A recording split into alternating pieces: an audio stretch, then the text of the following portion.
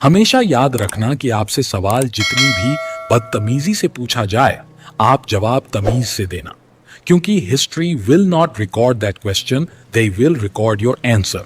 तो अपनी बात रखो और तमीज से रखो, ताकि जो सामने सुन रहा है उसे समझ न भी आए तो कल किसी और के समझ में आ जाएगा। एक दिन एक लड़के ने अपने गुरुजी से पूछा, गुरुजी, आप हमेशा खुश रहते हो, चिंता मुक्त रहते हो। जब मैं आपसे इस आनंद और खुशी का कारण पूछता हूं तो आप कहते हो कि यह पूरा संसार अनंत आनंद में प्रकट हो रहा है, आनंद और प्रेम के अलावा कुछ नहीं है।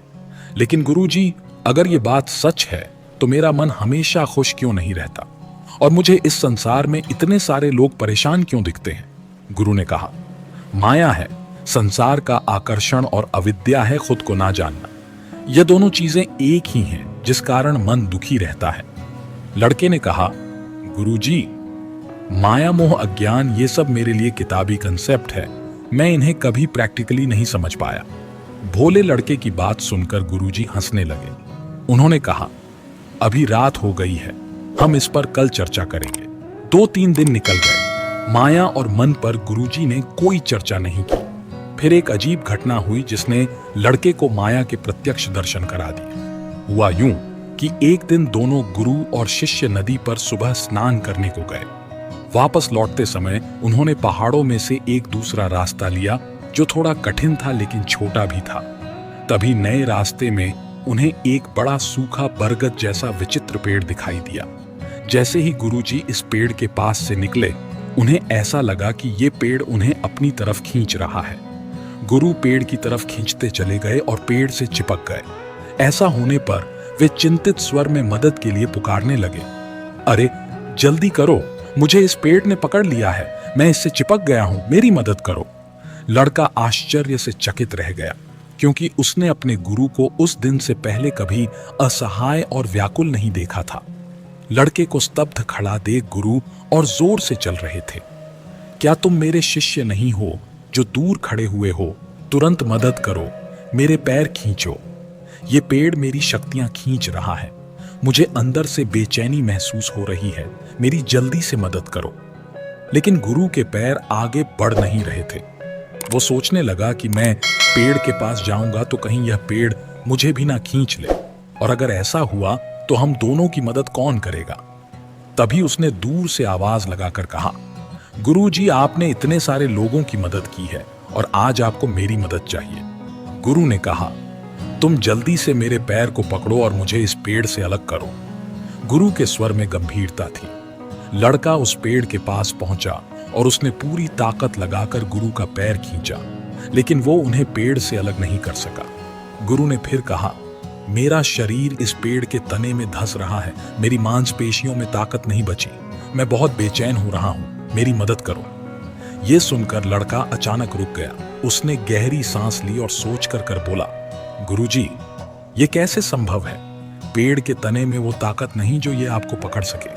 आपने ही तो अपने हाथों से पेड़ को जकड़ रखा है, फिर आप मुझसे क्यों मदद मांग रहे हो? लड़के की बात सुनकर गुरु हंसने लगे और उन्होंने तत्काल पेड़ छोड़ दिया और लड़के से बोले, यही माया है, हम मन को कभी छोड़ते ही नहीं। फिर कहते हैं कि मन हमें परेशान करता है, गलत बात पर विश्वास करना ही माया है। लड़के ने पूछा, गुरुजी, जब हम जानते हैं कि मन हमें परेशान करता है तो फिर हम मन को क्यों नहीं छोड़ पाते? गुरु ने कहा, क्योंकि हम बाहरी सुखों के द्वारा खुद को संतुष्ट रखना चाहते हैं, इसलिए कई इच्छाओं को पकड़े रहते हैं। इच्छाओं को पकड़ना ही मन को पकड़ना है और मन को पकड़ना ही माया है। इसी माया के कारण हमें लगता है कि हम कमजोर हैं, फंसे हुए हैं, बल्कि ऐसा है नहीं। हम हमेशा मन से ताकतवर हैं, मन के स्वामी हैं, क्योंकि हम जब चाहे तब मन से ध्यान हटाकर मन को शांत कर सकते हैं। इससे हमें यह भी पता चलता है कि मन हमसे है, हम मन से नहीं। पर इच्छाओं के पीछे भागते भागते हम यह बात भूल जाते हैं और कमजोर महसूस करते हैं। यही माया है। लड़के ने पूछा, हम भूलना बंद कैसे करेंगे? मन से दूरी कैसे बनाएंगे? गुरु ने कहा, जैसे स्थिर चट्टान को बड़ी लहरें डिगा नहीं पाती, उसी प्रकार तुम्हें विचारों के वेग से ज्यादा स्थिर, ज्यादा शक्तिशाली बनना है। यह शक्ति कैसे जागृत होगी? पहला लेसन गुरु ने कहा, जो मान लोगे वो सत्य है। अभी तक तुम झूठी बातों पर विश्वास करते आ रहे हो कि मन है और मुझे परेशान करता है, इसलिए मन के सामने कमजोर भी महसूस करते हो। अब से हर दिन हर पल बार बार स्वयं को याद दिलाओ, बार बार महसूस करो कि जहां मैं ध्यान देता हूं वहीं मन जाता है। मैं सांस पर ध्यान देता हूं तो मन शांत हो जाता है, यानी मैं मन का स्वामी हूं और मन मेरा सेवक है। मन से ताकतवर बनने के लिए, हमेशा प्रसन्न रहने के लिए दूसरा लेसन, शिकायतों से दूर रहो। गुरु ने कहा, यह संसार केवल तुम्हारे मन का प्रोजेक्शन है और यह मन की आदत है कि वो खुद की कमियों को, खुद की चिंताओं को संसार में देखता है।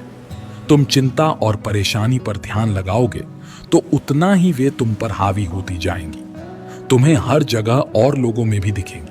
इसलिए बड़े से बड़े आध्यात्मिक व्यक्ति भी संसार की परेशानियां देखकर कंफ्यूज रहते हैं। वो यह कभी स्वीकार नहीं पाते कि वो अपने मन की कमियां बाहर देख रहे हैं और इसी कारण वो अपने ध्यान में कभी तरक्की नहीं कर पाते। इसलिए जब शिकायत हो तो उसे धन्यवाद करो और खुद को याद दिलाओ कि ये मन है जो शिकायत करता है, ये मन है जो दुखी रहता है और मैं केवल मन को देखता हूं। इस सच को महसूस करो। इस सच को महसूस करने से मन और तुम्हारे बीच में दूरी प्रकट होगी और तुम्हें शांति महसूस होगी। तीसरा लेसन है ज्ञान और अज्ञान। गुरु ने कहा, तुम जानते हो कि जब मन शांत होता है तो सब कुछ अच्छा लगता है, अंदर से आनंद और खुशी महसूस होती है। ज्ञान का मतलब यह जानना है कि पूरे ब्रह्मांड में आनंद का केवल एक ही सोर्स है और वो तुम खुद हो। बाहरी चीजों में कोई रस नहीं, तुम्हारा ही आनंद है जो बाहर रिफ्लेक्ट होता है। जिस पल तुम्हें यह स्वयं के अनुभव से साक्षात्कार होगा, उस पल मन भटकना छोड़ देगा और तुम्हें अपने आप ही वैराग्य प्राप्त होगा। इसके बाद तुम केवल बाहर ड्यूटी करोगे लेकिन अंदर हमेशा शांत अवस्था में रहोगे। गुरु ने कहा, इस शांति को पाने के लिए मन से नॉन अटैचमेंट का अभ्यास करो। हमेशा याद रखो कि मेरा असली स्वरूप आनंद और शांति है। मन मुझे नहीं बल्कि मुझ में प्रकट हो रहा है। मैं सब कुछ शांति में देख रहा हूं।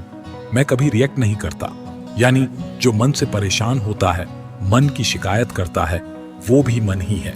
मैं हमेशा शांत हूं, केवल सब कुछ देख रहा हूं। इस तरह इस बात को याद करके हमेशा प्रेजेंट मूवमेंट में बने रहो। ये प्रेजेंट मूवमेंट असीम अनंत शांति है। यहां पर कोई रिएक्शन नहीं, केवल एक्शन होता है। इस तरह तुम मन में कभी उलझ नहीं पाओगे और सीधे लक्ष्य की तरफ बढ़ते जाओगे। सबसे पहले जो मान लोगे वही सत्य है। गलत आइडियाज जो हम पकड़े रहते हैं वही माया है। हम झूठी बातों पर विश्वास करते हैं कि मन मुझे परेशान करता है, इसीलिए हम मन के सामने कमजोर पड़ जाते हैं। इसलिए खुद को बार बार याद दिलाओ कि मैं जहां ध्यान देता हूं वहीं मन जाता है। मैं मन का स्वामी हूं और मन मेरा सेवक है। तो दूसरी बात, शिकायतों से दूर रहो। संसार हमारे मन का प्रोजेक्शन है। ये मन की आदत है कि वो अपनी कमियों और कंफ्यूजन को संसार में देखता है। तीसरी बात, मन के प्रति नॉन अटैचमेंट। खुद को ये बार बार याद दिलाओ और अपने अनुभव से महसूस करो कि मेरा असली स्वरूप आनंद और शांति है। मन मुझे नहीं, मुझ में प्रकट हो रहा है। मैं सब कुछ शांति में देख रहा हूं। मैं कभी रिएक्ट नहीं करता, यानी जो मन से परेशान होता है, मन की शिकायत करता है, वो भी मन ही है। मैं हमेशा शांत हूं, सब कुछ देख रहा हूं।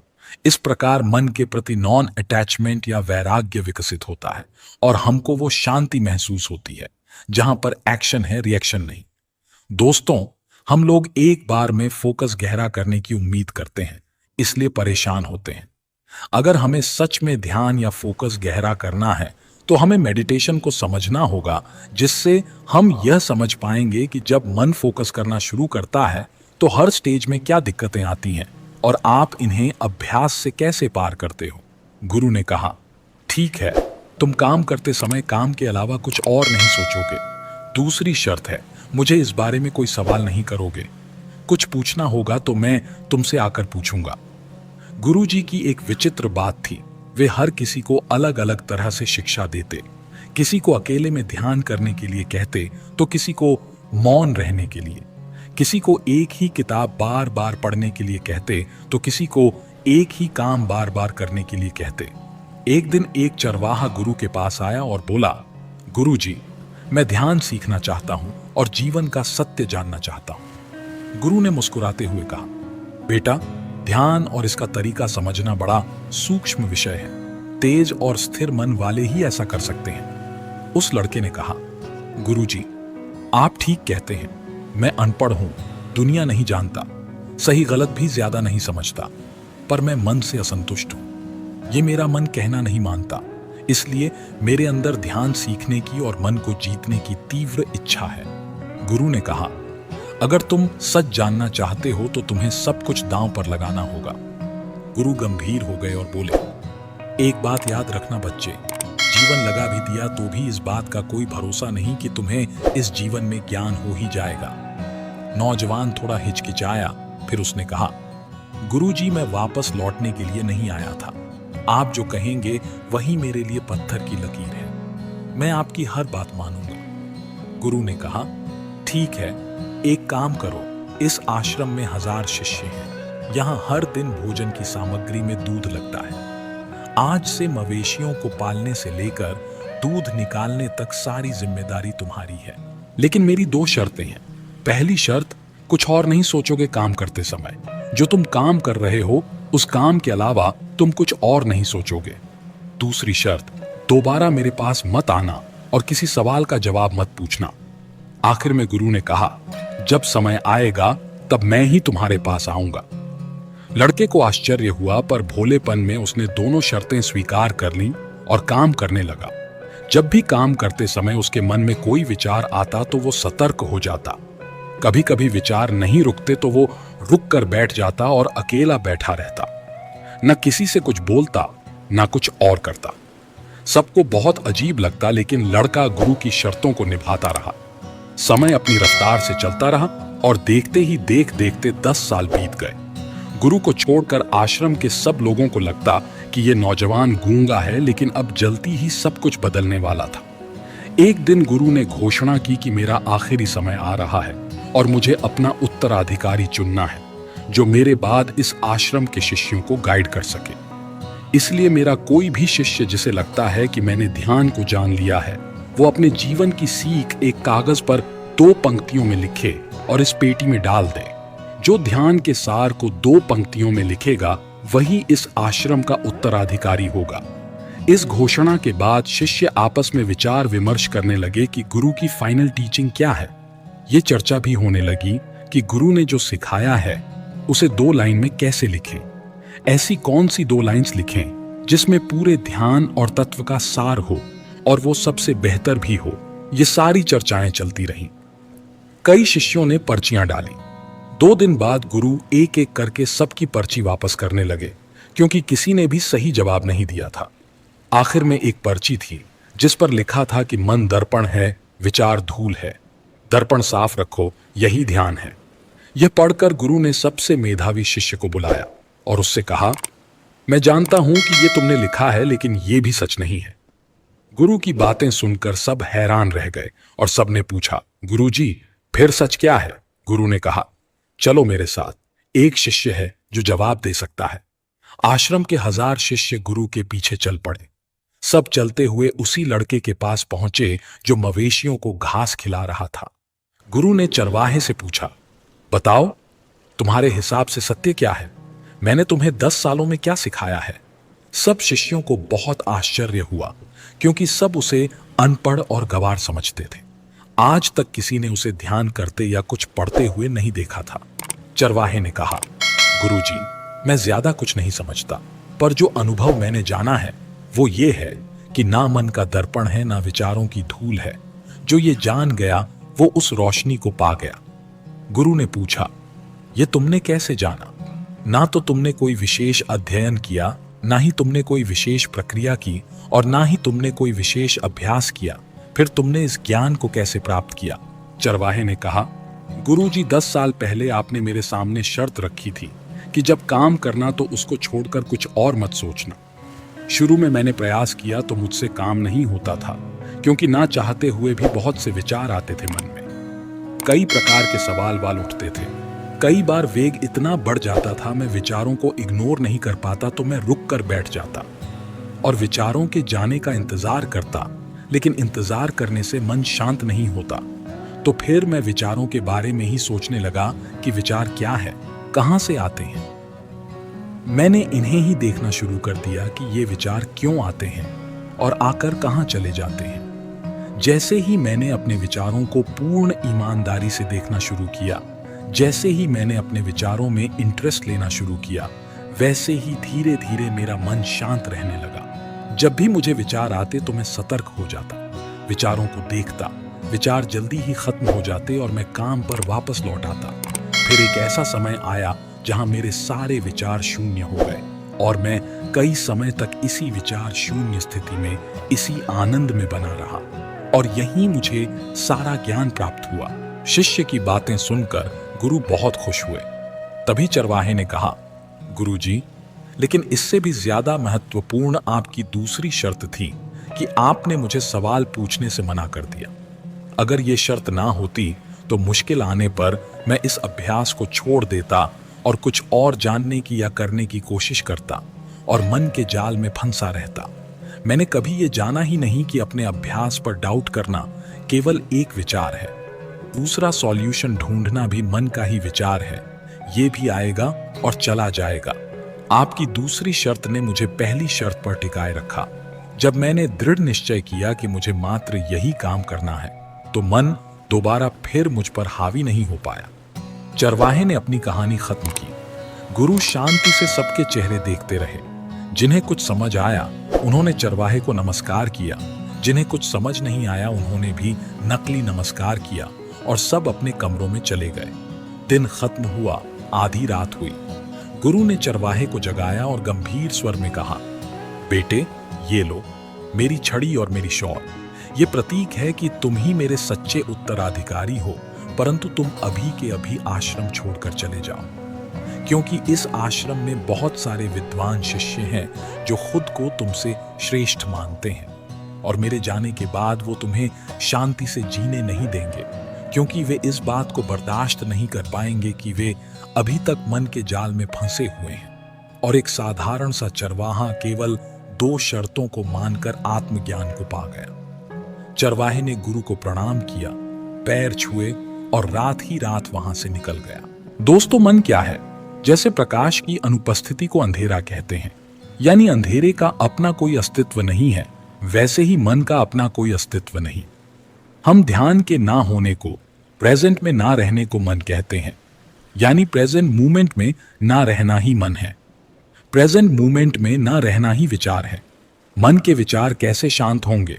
मन को इग्नोर मत करो। अगर आप विचारों को इग्नोर करोगे, इनके खत्म होने का इंतजार करोगे या इन्हें दबाने की कोशिश करोगे, तो विचार कभी खत्म नहीं होंगे, क्योंकि कोशिश और इंतजार दोनों आपको प्रेजेंट मोमेंट से दूर ले जाएंगे। इसलिए जो कुछ प्रकट हो रहा है, मन, शांति, विचार, उसे देखना ही ध्यान है। जैसे ही आप प्रेजेंट मोमेंट में आते हो, वैसे ही मन का वेग शांत होने लगता है। अगली बात है शक्तिशाली मन। मन की ताकत एकाग्रता में है और केवल ताकतवर मन ही शांत हो सकता है और शांत मन ही प्रेजेंट मोमेंट में रह सकता है। इसलिए नई नई चीजें सीखने के बजाय एकाग्रता से अभ्यास करना सीखो। जिस इंसान के पास कंसंट्रेशन नहीं होता, उसका मन डाउट्स और चिंता से विचलित होता रहता है। डाउट्स क्या होते हैं? जितने डाउट्स हमें आते हैं, जितनी शिकायतें होती हैं, वो भी बस विचार ही हैं जो हमें प्रेजेंट मूवमेंट से डिस्ट्रैक्ट करते हैं। इसलिए अभ्यास करने का दृढ़ निश्चय करो। हर हाल में अभ्यास पर टिके रहो। एकाग्रता विकसित करो। एकाग्र होकर उचित कर्म करना ही ध्यान है। जो ऐसे डर निश्चय से जीतता है, उसे मन के ऊपर जीत मिलकर ही रहती है। स्वामी विवेकानंद कहते हैं कि बिना कंसंट्रेशन के कुछ हासिल नहीं होता। दोस्तों, एक राजा को सजावट का विशिष्ट सामान रखने के लिए एक शानदार अलमारी की जरूरत थी। उसने कई बड़ई और हुनरमंद कारपेंटर से अलमारी बनवाई, लेकिन किसी का काम राजा को पसंद नहीं आया। मुसीबत ये थी कि राजा गुस्से के लिए बदनाम था। अगर अलमारी पसंद ना आती तो वो कलाकारों को सजा सुना देता। एक बार राजा ने आश्रम से एक कलाकार को बुलावा भेजा। वो अपनी अद्भुत कला के लिए दूर दूर तक प्रसिद्ध था। वो कीलों और अन्य चीजों का इस्तेमाल किए बिना लकड़ी के टुकड़ों को जोड़कर फर्नीचर या घर बनाता था। उस कलाकार को खबर मिली तो वे अगले दिन ही राजा के दरबार पहुंचा। राजा ने उससे कहा, मैं अपने राज दरबार में रखने के लिए एक विशेष अलमारी बनवाना चाहता हूं, ताकि अलमारी में कीमती सामान रख सकूं, जहां महल में आने वाले राजसी मेहमान इन सामान को देख सकें। ये सामान बहुत ही खास और खूबसूरत है, इसलिए अलमारी भी ऐसी ही निराली होनी चाहिए जिसकी अद्भुत कला पहले कभी किसी ने ना देखी हो। कलाकार ने थोड़ा सोचने के बाद कहा, ठीक है, मैं आपके लिए अलमारी बना दूंगा, पर एक समस्या है। मैं अगले 5 दिनों के लिए व्यस्त हूं। 5 दिन बाद मैं आपके लिए अलमारी बनाना शुरू कर दूंगा। पूरे दरबार में सन्नाटा छा गया, क्योंकि सब राजा के गुस्से को जानते थे। आज तक किसी ने राजा को इंतजार करने को नहीं कहा था। उस कलाकार का जवाब सुनकर राजा ने सोचा, इसको ऐसा क्या जरूरी काम है जो ये मेरा आदेश टाल रहा है। राजा ने सोचा, ठीक है, पहले इससे अलमारी बनवाता हूं, बाद में इसे देखता हूं। राजा ने उस कलाकार को जाने दिया, फिर तत्काल उसके पीछे एक गुप्तचर भी भेज दिया, ताकि पता चल सके कि वो 5 दिन कौन सा जरूरी काम करने वाला है। पहले दिन राजा के गुप्तचर ने देखा कि कलाकार आश्रम में बिना कुछ किए शांति से ध्यान में बैठा रहा। दूसरे दिन से लेकर 5वें दिन तक उसका यही हाल था। वो पूरे दिन शांति से एक जगह आंख बंद किए बैठा रहता। गुप्तचर ने राजा को सारी बात बताई तो राजा का क्रोध और बढ़ गया, लेकिन वो ये सोचकर शांत रहा कि अभी सजा दूंगा तो सबकी सहानुभूति कलाकार के साथ रहेगी। 5 दिन बाद वो कलाकार राजा के पास आया और जरूरी सामान लेकर अलमारी बनाने में जुट गया, और दिन रात एक करके 10 दिन का काम केवल 30 दिनों में पूरा कर दिया। जब उसने अलमारी राजा के सामने प्रस्तुत की तो राजा समेत सभी लोग अलमारी देखते रह गए। ऐसी अलमारी अभी तक किसी ने नहीं बनाई थी। बनावट और डिजाइन अद्भुत थी, नक्काशी जटिल और आकर्षक थी। बिना किसी जोड़ के ये अलमारी सालों साल चलने वाली थी। अलमारी को देखकर राज का गुस्सा छूमंतर हो गया। वो अत्यंत प्रसन्न और हैरान हुआ, क्योंकि वो जानता था कि कलाकार ने इंसानी काबिलियत से कहीं बेहतर अलमारी बनाई है। जिस अलमारी को बनाने में जवान युवक को 10 दिन लग जाते, उस काम को 55 साल के इस कलाकार ने बिना किसी खामी के 3 दिन में पूरा कर लिया है। ऐसा अद्भुत काम और प्रतिभा देखकर राजा का अहंकार पिघल गया। राजा ने उससे से कहा, आपने अकल्प कार्य किया है, जिसकी प्रशंसा शब्दों में संभव नहीं है। लेकिन मेरे मन में एक सवाल है कि आप काम शुरू करने से पहले 5 दिन खाली क्यों बैठे रहे? इसका रहस्य मुझे बताइए। उस कलाकार ने उत्तर दिया, राजन, आपको ऐसा क्यों लगता है कि मैंने 5 दिन कुछ नहीं किया? अभी आप जो अलमारी देख रहे हैं, ये उन 5 दिनों के ध्यान का ही परिणाम है। उसने आगे कहा, पहला दिन मैंने मन से असफलता और डर के विचारों को त्यागने में लगाया, क्योंकि मैं जानता था अगर आप मेरे कार्य से खुश नहीं हुए तो मुझे जेल हो सकती है। मैं जानता था कि अगर डर लेश मात्र भी मन में रहा तो अलमारी में कुछ ना कुछ कमी जरूर छूट जाएगी। इसलिए मैं पहले दिन बिना रिएक्ट किए भय के विचारों को देखता रहा, जब तक कि वो शांत नहीं हो गए। दूसरे दिन मैंने मन में आने वाले कमजोरी के विचारों को खत्म किया। मेरे अंदर राजा के लिए अद्भुत अलमारी बनाने का कौशल नहीं है। मैं इन सभी डाउट्स को तब तक देखता रहा जब तक मैं इनसे अलग नहीं हो गया। तीसरे दिन मैंने मन से कीर्ति और पुरस्कार की आशाओं और इच्छाओं को जाने दिया। मैं अलमारी बनाकर राजा से विशेष इनाम प्राप्त करूंगा, मेरा नाम और कीर्ति होगी। मैंने इन सब विचारों को जाने दिया और केवल शांति में बैठा रहा। कलाकार ने कहा, मैंने चौथा दिन अभिमान को छोड़ने में बिताया, ताकि जब मैं सफल हो जाऊं और लोग मेरी प्रशंसा करें तो अहंकार मुझ पर हावी ना हो पाए। मैंने 5वां दिन मन में इस अलमारी का स्पष्ट चित्र बनाया और अपने काम को लेकर विश्वास पैदा किया कि राजा को अलमारी जरूर पसंद आएगी। मन में यह चित्र बनाने में 5वां दिन निकल गया, और इस तरह मैंने अपने मन से उन सारे विचारों को हटाया जो लक्ष्य पाने में बाधा बनते हैं। परिणाम स्वरूप अलमारी कुछ ही समय में बनकर तैयार हो गई। दोस्त, सबसे पहला लेसन, मन 4 तरह की बातें करता है। अगर सफल नहीं हुए तो क्या होगा? मैं सफलता के लायक नहीं हूं। सफल होऊंगा तो प्रसिद्धि मिलेगी, मेरा नाम होगा, और चौथा सफलता का अहंकार। ये सब मैंने ही किया है। मन की इन 4 तरह की बातों के चलते हम प्रेजेंट में नहीं रह पाते, अपनी शक्ति क्षीण करते रहते हैं, जिस कारण मन और इसके विचार हम पर हावी हो जाते हैं। दूसरा लेसन है डर का झूठ। मन अंदर ही अंदर हम सबसे बोलता है, तुम तैयार नहीं हो, तुम काबिल नहीं हो। ये बात हम सबको अपना पूर्ण योगदान, पूर्ण शक्ति लगाने नहीं देती। इसलिए जिस पल तुम डर को जीतोगे, उसी पल सफलता तुम्हारी हो जाएगी। विचार केवल विचार हैं, वास्तविकता नहीं। कलाकार ने देखा कि अगर मैं अलमारी नहीं बना पाया तो राजा सजा भी दे सकता है। इस विचार के प्रकट होने से मन में, शरीर में डर महसूस होता है। फिर उस कलाकार ने स्वीकार किया कि यह डर केवल एक विचार है और विचार केवल अंदाजा है, सच्चाई नहीं। सच्चाई ये है कि मैं इन विचारों को आते जाते देख रहा हूं। फिर वो तब तक शांत में बैठा रहा जब तक आने जाने वाले डर के विचारों से मन की शांति को कोई फर्क नहीं पड़ा। जब कलाकार ने मन से विचलित होना बंद किया तो डर भी जड़ समेत नष्ट हो गया। अगला लेसन है फोकस ऑन एन विजन। जैसा आप सोचते हो वैसा आप बन जाते हो, जैसी आप कल्पना करते हो वैसा ही काम करते हो। जब मन में लक्ष्य स्पष्ट होता है और डर या अन्य विचार नहीं होते तो सफलता निश्चित प्राप्त होती है। इसीलिए मन में सतत लक्ष्य का स्पष्ट चित्र देखो। दोस्तों, सफल लोगों की खासियत होती है कि वो दर्द और उसकी नेगेटिविटी को खुद पर हावी नहीं होने देते। मन ही सब कुछ है, आप जो सोचते हैं वही बनते हैं। इसलिए आपका सबसे बड़ा दुश्मन भी आपको उतना नुकसान नहीं पहुंचा सकता जितना आपके अनियंत्रित विचार आपका अहित कर सकते हैं। विचार से लेकर भाग्य तक अपने अंदर ध्यान से देखें। हमारे अंदर चल रहे विचार ही शब्द बनते हैं और शब्द कर्म के रूप में प्रकट होते हैं। बार बार दोहराने पर कर्म बर्ताव में बदलता है और समय के साथ बर्ताव चरित्र में परिणत हो जाता है और चरित्र ही भाग्य में बदलता है। इसलिए विचारों के प्रति अलर्ट रहना अति आवश्यक है। दूसरी बात, कमजोरी हमेशा छोटे विचार से शुरू होती है। अगर इस बीज को यहीं नष्ट ना किया जाए तो छोटा सा विचार जल्दी बड़ा झाड़ बनकर बुद्धि को भी ढक लेता है। सही इरादा विकसित करें। कई बार हमारे मुंह से कुछ गलत बात निकल जाती है तो काफी देर तक दुख होता है। कभी गलती होती है तो मन काफी समय तक अफसोस से भरा रहता है। इस भारीपन और दुख से बचने के लिए सही इरादे यानी राइट इंटेंशन का होना जरूरी है। जब भी आप कुछ करने जा रहे हो तो खुद से पूछो, इस एक्शन के पीछे मेरा इरादा क्या है?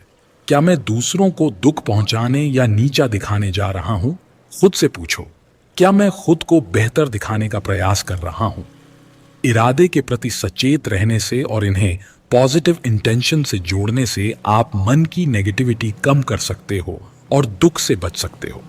दूसरी प्रैक्टिस मन के प्रति अलर्टनेस विकसित करती है और नेगेटिव विचारों को शांत करती है।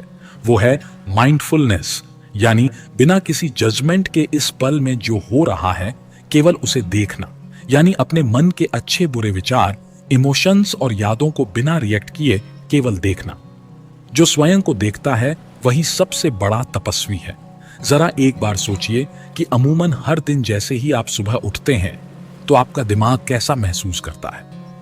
अधिकतर दिन ये तुरंत ही अपने विचारों में घूमने लगता है, जैसे कि आज आपको क्या क्या करना है, किससे किससे मुलाकात करनी है और कल क्या बचा रह गया था जिसे आज पूरा करना है। आपका दिमाग पूरे दिन भर का प्रोग्राम एक सुपरफास्ट कंप्यूटर की तरह बनाने लगता है।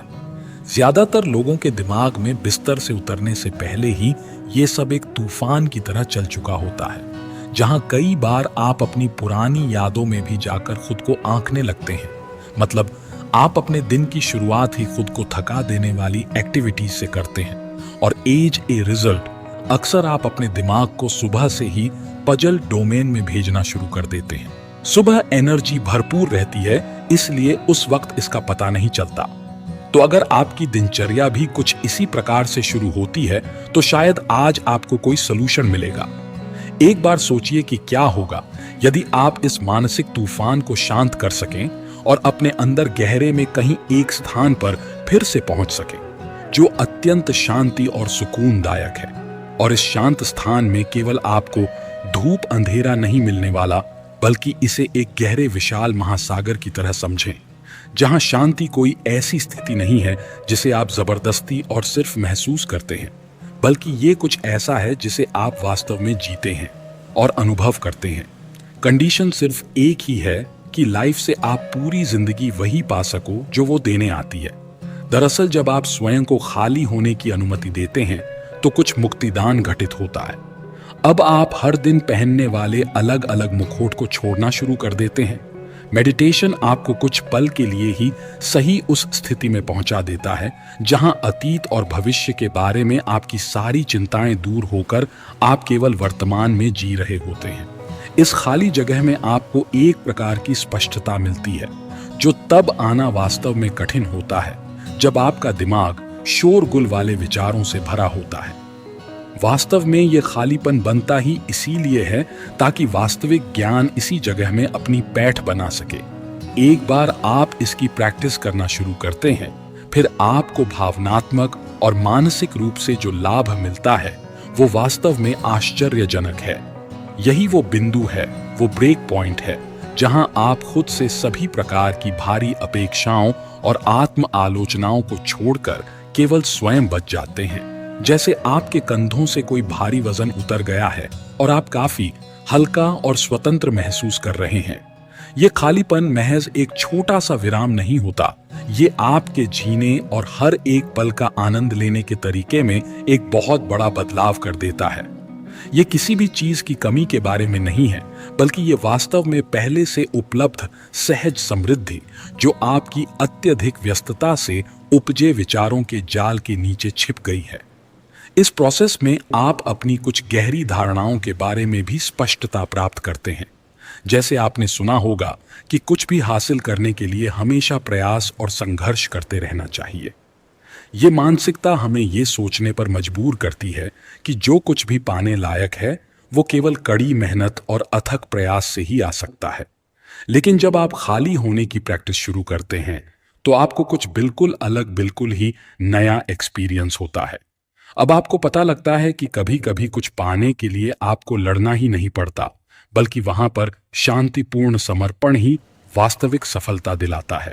आपको पता चलता है कि अपनी गहराई में आप पहले से ही पूर्ण हैं, और ये एहसास होते ही आप इस भ्रम से बाहर निकल जाते हैं कि आपको ऐसा होना चाहिए या वैसा होना चाहिए। खाली होने का मतलब ये नहीं है कि अब आपको कुछ करना नहीं है, बल्कि अब ये करने के बजाय कुछ खोजने में बदल जाता है।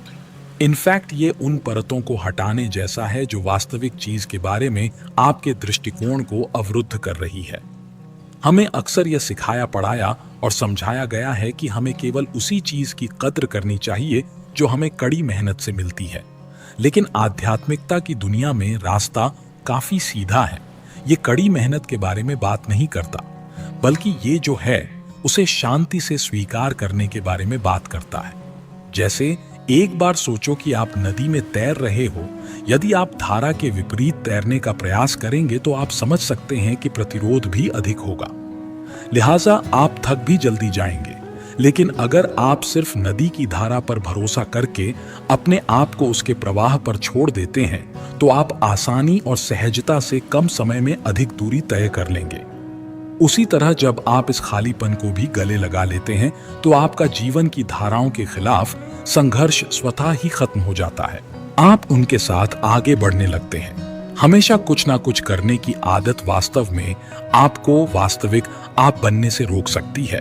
खाली होना सीखना अपनी पकड़ मजबूत करने के बजाय ढीली करना सीखने जैसा है। चीजों पर विजय पाने की कोशिश करने के बजाय इन्हें वैसे ही स्वीकार करना जैसी वे हैं। ये जीवन के हर हिस्से का विरोध या उस पर नियंत्रण करने की कोशिश किए बिना उसके प्राकृतिक प्रवाह का अनुभव करने के लिए एक खुले निमंत्रण की तरह है। जब हम हमेशा कुछ ना कुछ करते रहने की मानसिकता से दूर हो जाते हैं, तब होता है असली जादू। जो हम स्वाभाविक रूप से हैं उसके लिए जगह बनती है। ये एक ऐसी अवस्था है जहां हम जीवन को सामंजस्यपूर्ण तरीके से घटित होने देते हैं और यह स्वीकार करते हैं कि वास्तव में लाइफ अत्यधिक आपाधापी में पड़ने की बजाय सिंपली इसे एज इट ईज जीने में ही है। लेकिन प्रश्न ये है कि हम इस खालीपन की स्थिति को अपने रोजमर्रा के जीवन में लाएं कैसे। और इसके लिए जो पहला स्टेप है वो बहुत इजी है। दैट इज लेट गो, यानी कि जाने दो। जी हां, दूसरों के प्रति चिंताओं, कर्तव्यों और दूसरों की अपेक्षाओं से भरे भारी बैग को छोड़ दीजिए। मैं आपको इस बैकपैक को अपने कंधों से धीरे से नीचे रख देने के लिए एनकरेज करता हूं।